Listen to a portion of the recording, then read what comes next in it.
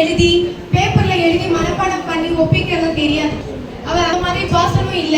அவருக்கு என்ன நடந்தது நீங்க எப்ப வேணாலும் கேளுங்க, ஆத்தாம அப்படியே தான் சொல்லுவார். ஏன்னா வாழ்க்கையில என்ன நடந்ததோ அப்படியே சொல்லுவார். நீங்க பாருங்க, 1 வீக்ல எந்த அளவுக்கு சீரியஸா இருந்தா, டெடிகேட்டடா இருந்தா, இந்த சின்ன ஏஜ்லயும் எவ்வளவு கமிட்டடா இருந்தா 3.8 கிலோஸ் வெயிட் லாஸ் பண்ண முடியும். கரெக்ட்டா இல்லையா? 3.8 கிலோஸ் லாஸ் பண்ணிருக்காரு. உங்க நீங்க ஷேர் பண்ணுங்க உங்க ரிசல்ட். இங்க வரதுக்கு முன்னாடி நான் ரொம்ப ஹெவி வெயிட்ல இருந்தேன். வண்டியில உட்கார முடியாது.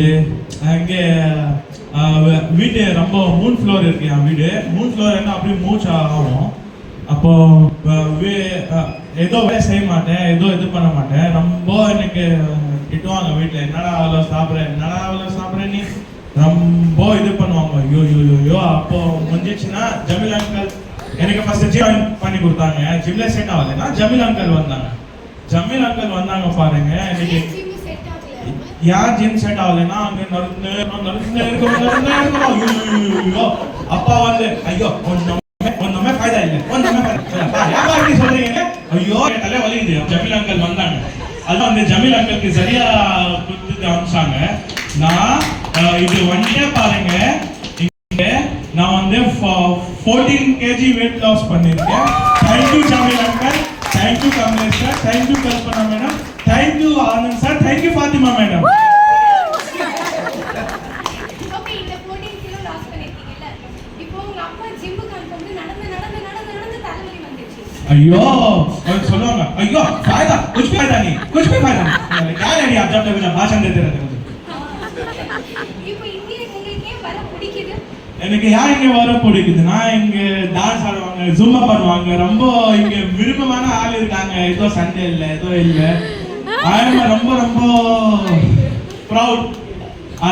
Thank you Allah, thank you herbal life, thank you மார்கியூஸ்.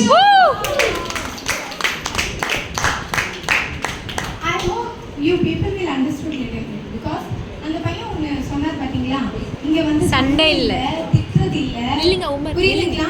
அப்போ இவர் எங்கெல்லாம் போயிருக்காரோ அந்த இடத்துல அவருக்கு நிறைய என்ன நடந்திருக்கு? சண்டை நடந்திருக்கு, இது ட்ரீட்மெண்ட் நடந்திருக்கு. என்ன நடந்திருக்கு? கிண்டல், புல்லிங், கேலி, கரெக்ட்டுங்களா? அதெல்லாம் இந்த வயசுல இந்த குழந்தை தாங்கி இருக்கு. இங்க அதெல்லாம் கிடையாது. இங்க நோட்டிஃபிகேஷன் சென்டர் எப்படி எல்லாரையும் வந்துட்டு என்கரேஜ், அவங்க குள்ளமோ ஹைட்டோ கரெக்டா இல்லையா, அவங்க குண்டா இருக்காங்களா, ஒல்லியா இருக்காங்களா, கருப்பா வெள்ளையா, எல்லாம் நம்ம சென்டர்ல என்ன பண்ண மாட்டோம், பார்க்க மாட்டோம். இந்த சென்டர்ல எல்லாமே ஈக்குவல். அது இந்த பையனுக்கு பிடிச்சிருக்கு. இந்த மாதிரி இந்த பையனுக்கே வந்து அண்டர்ஸ்டாண்ட் ஆயிருக்கு பாத்தீங்களா? உண்மையிலே சொல்றேன், இந்த ஹவ்லே ஃபுட்டுக்கு ஒரு பெரிய கிளாப் வந்துட்டு பண்ணலாம்.